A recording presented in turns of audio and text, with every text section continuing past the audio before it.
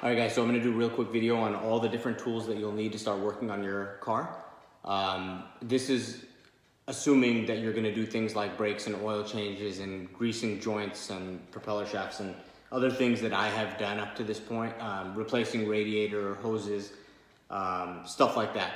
So first things first, jack stands. I have these. These are Craftsman 4-ton jack stands. I would recommend that if you're gonna get jack stands, get something beyond what you actually need.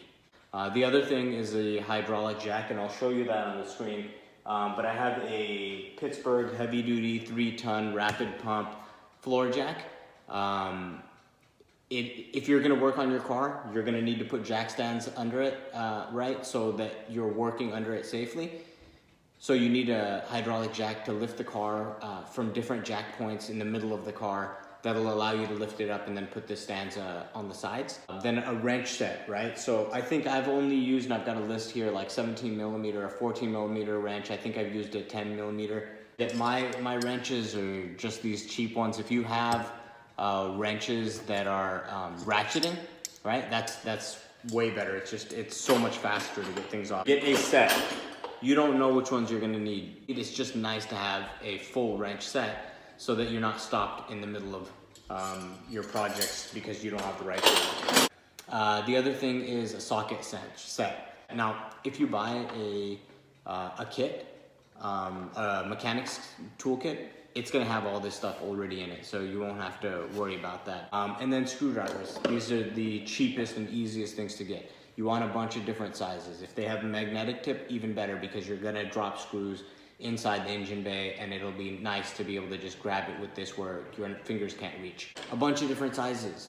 An oil pan, get a good oil pan. I have just a pan that's open from the top and everything, and it's kind of a pain because as soon as you put oil in it, you gotta deal with it immediately. Maybe you wanna do your oil change and you just wanna leave the oil in there for a little bit or whatever, and then go pour it into canisters and get rid of it later.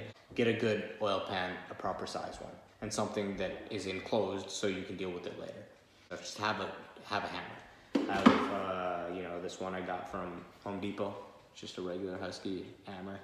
Oh, grab it tool. Okay? There are 2 bits in here, and obviously you're gonna need a drill for that as well. This is what this tool is. Okay, so this tool is an extractor. If there's a screw where the head is stripped, and you need to get it out, you're gonna need this tool. Get a good screw extractor. It's good to have something to extract a stripped screw. Couple pairs of needle nose pliers, right? So have either a plumber's wrench or a C-clamp, or you could have either both. What you're gonna use this for is compressing your brake piston. On the 4Runner, I use the C-clamp, and if it's a Civic, I still always use the plumber's wrench. It's just easier. Funnels. Have different size funnels. I have a long, narrow funnel. I also have a wider, shorter funnel. A breaker bar. But I have, I wanna say it's an 18-inch breaker bar. Make sure it's a 1/2 inch. When you're removing the rotors, you've got like, I think, 19 millimeter or 17 millimeter bolts and everything, and they're torqued pretty high. You're gonna need a breaker bar to get those off. And again, this is what the sockets are also used for. I attach it to my breaker bar and everything when I'm taking my rotors off. Okay. A shop stool. If you're doing brakes, you could sit there and bend down like I used to at the start and everything. It kills your legs, and it makes the job so much more painful. And a creeper. So I have mine here, right? Creeper. So you can slide under the car. With the creeper, I will say, don't buy a creeper if you have a lowered Honda Civic and you have small jack stands and stuff, right? Because you're not gonna fit under the car, all right?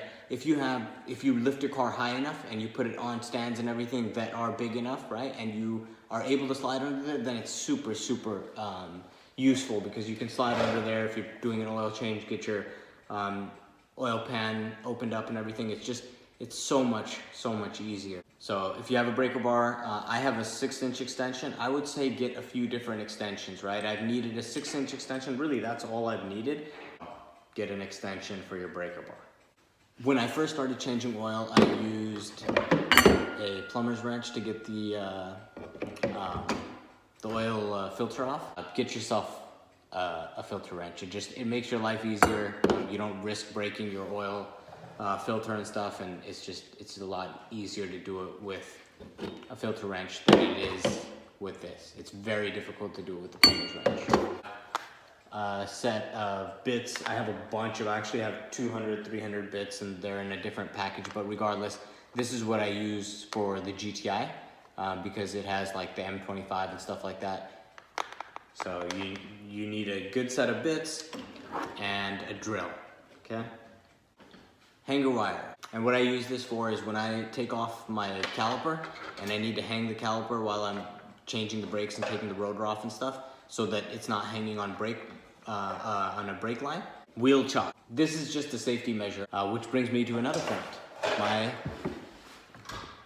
shop light, right? It's wired. I have a really long extension for it as well.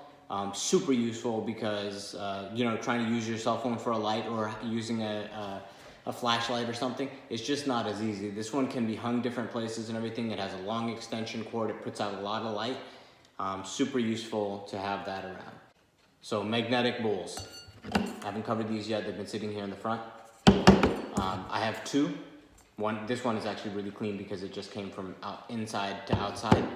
So you just take the bolt off, you throw it down, and it sticks, right? You're not gonna lose your bolts. It's fantastic. And actually, if your shop tool has a little pan at the bottom of it, this was magnetic, it'll stick to there. So I actually just keep it on the shop stool. And as I'm taking off my bolts, even my lug nuts and everything, I throw them in here, they stick. I don't have to go and, you know, try to look for them afterwards if they rolled under the car or whatever. Torque wrench. Just get a larger one when it's on sale, and then also get a smaller one. And if I were to go back, I would also get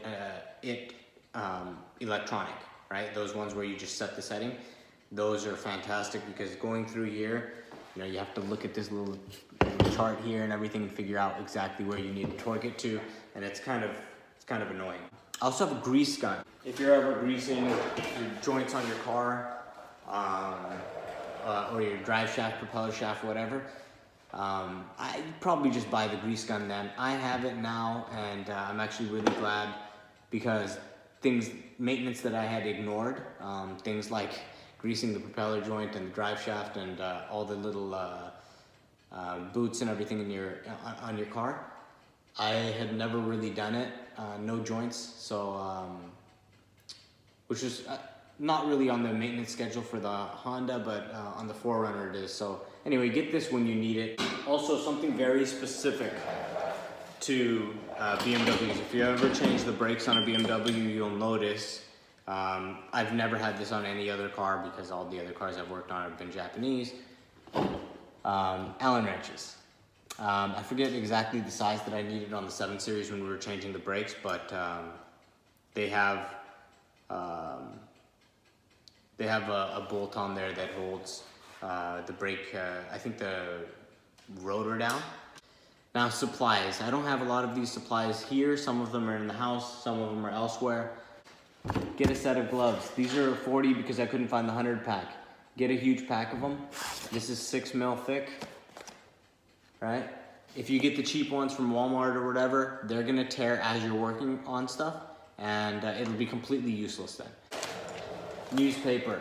As you're working on different things in the car, I just keep a bunch of, anytime I get stuff and I don't throw it away, I just put it in my bucket so that I have a bunch of newspaper. When you're changing oil and you know, doing different things like that, on the Civic, I used to just line up everything surrounding the oil filter so that the oil wouldn't get on there and everything, and I would use this newspaper and then just throw it away afterwards. Liquid wrench. So on different occasions, I have had the need to use liquid wrench.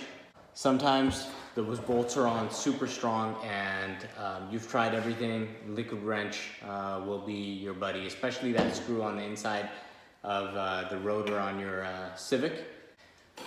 Brake part cleaner. Forgot to mention a couple things. So I have this, I think this is a 12-inch extension. This here is, I think, a 6-inch, no, maybe a 6-inch extension.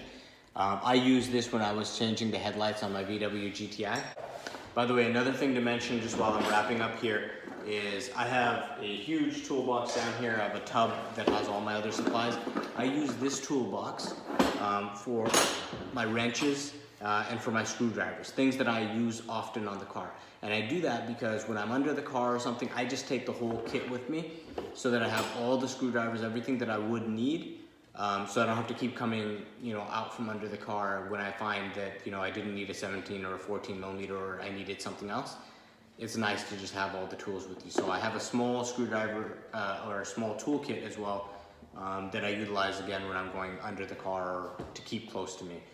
Alright guys, so that's it. That's all the different tools that I have that I utilize that are either things that I need often or that are things that make working on your car more enjoyable or convenient.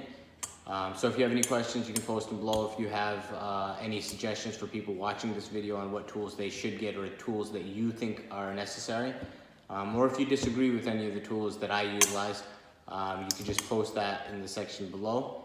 And thanks for watching.